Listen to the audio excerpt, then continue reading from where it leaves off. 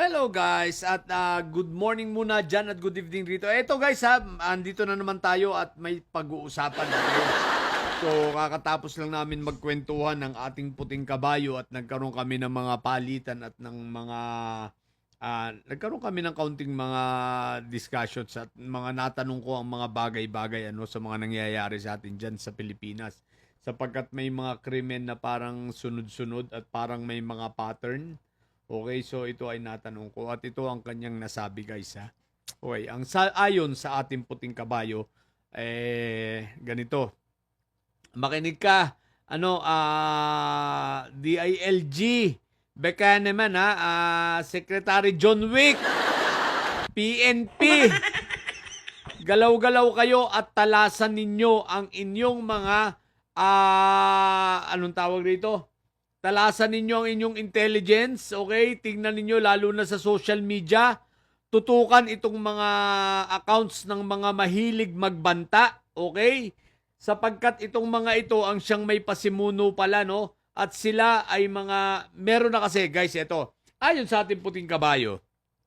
Okay, talagang itong Sayad siblings ay nagpapakawala na ngayon ng mga kriminal. No? Yes, totoo yun. So sila ay nagpapakawala na upang gumawa ng chaos, gumawa ng gulo at palalain ang sitwasyon. At para sa ganun ay mabuo nila yung kanilang naratibo na hindi na safe ang Pilipinas. Okay?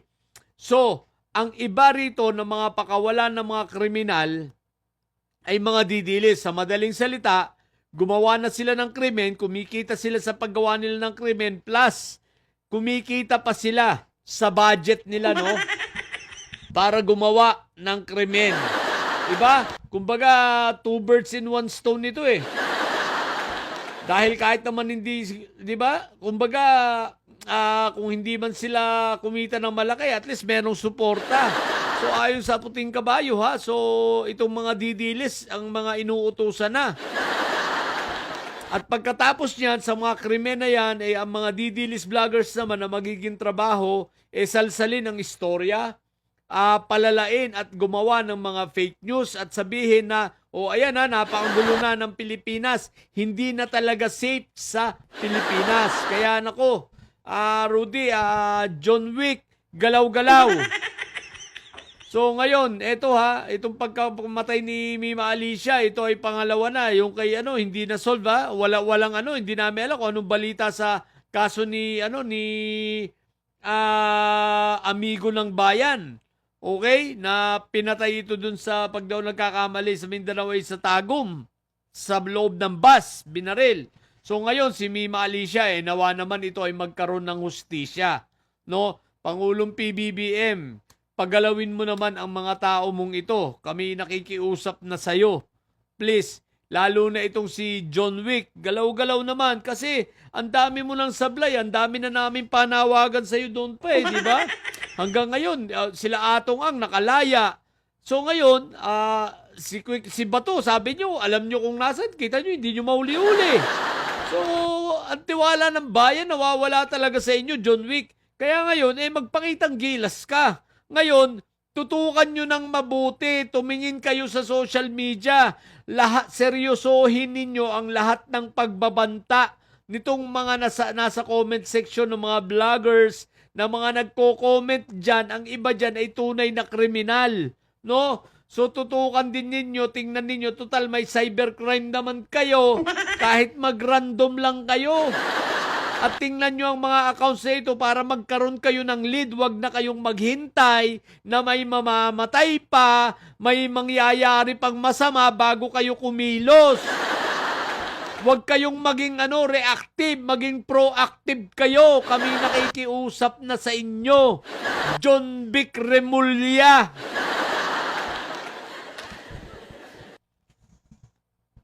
Maging proactive naman kayo at hindi kayo reactive, no?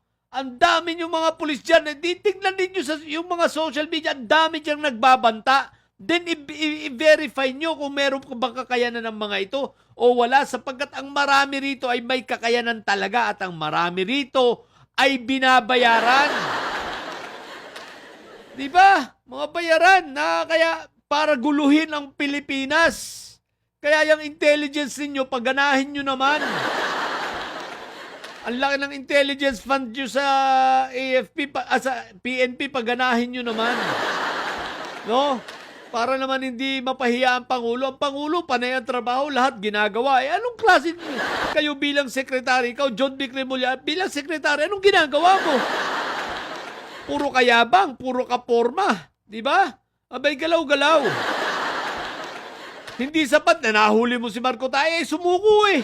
Hindi pala sumuko, pumunta kasi na ano siya, katangahan niya, pumunta sa Sandigan Bay dahil may hearing siya. Yung iba naman, mga sumuko, hindi mo naman inaresto. John Vic Remulla, PNP Nartates, galaw-galaw please.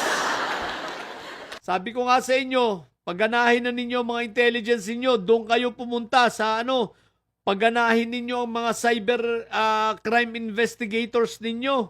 'Di ba? Pagganahin ninyo mga intelligence ninyo sa bawat mga purok, barangay, dami diyang alpa eh. Pagganahin nyo ang alpa ninyo. Sapagkat marami talagang manggugulo ngayon, gagawa ng krimen, gagawa ng kung ano-ano, na mga didilis. Tandaan nyo ha, hindi ako nagbibiro, didilis ang marami rito sapagkat hindi na nila kayang gumawa ng rally. Wala na, depressed na ang mga ito.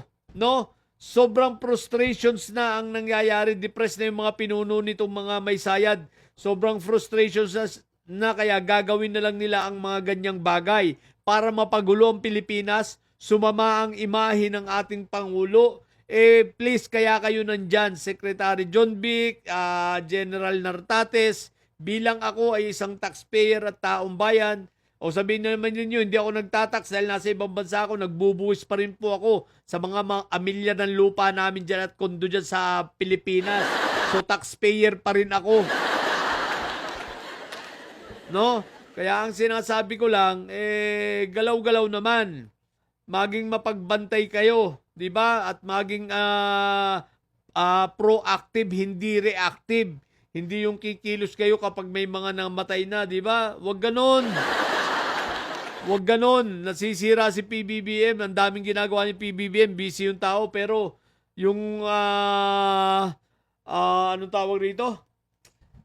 Itong sa safety ng ating mga kababayan, itong peace and order, tutukan nyo naman. Di ba? So, yan. So, alam nyo na ha, maraming mga didilis ang mga ngalat ngayon upang gumawa talaga ng gulo. Lalo na't paparating ang rally, baka gamitin nila yan sa rally ng INC na sasabihin naratibo na hindi na safe ang Pilipinas. O, di ba ga? Yan na nga, binubuo na nila ang narratives na yan, hindi safe ang Pilipinas. Ngayon, ang babalikan yan, ikaw John Wick bilang DILG Secretary na hawak mo ang PNP. Kaya gumalaw ka na. Okay? So yun lang po, nakakainis. What the heck? Nakakaimbier na pag narinig mo yung kwento ng puting kabayo na ganun eh. Tapos makikita mo si John Wick papatay-patay. Ombudsman, baka naman, si Sabit Sipon, tingnan mo na rin. Tagal na yan. Diba? Yun lang. Mga bobong didilis at may saya dyan. Ang tatay nyo ay preso, ang BP nyo ay bobo. Natili kayo mga bobo at may side sapagkat ang may side ay laging high blood. Ewan ko ba rito sa ating Pangulo, ayaw pang palitan si John Wick. What the heck?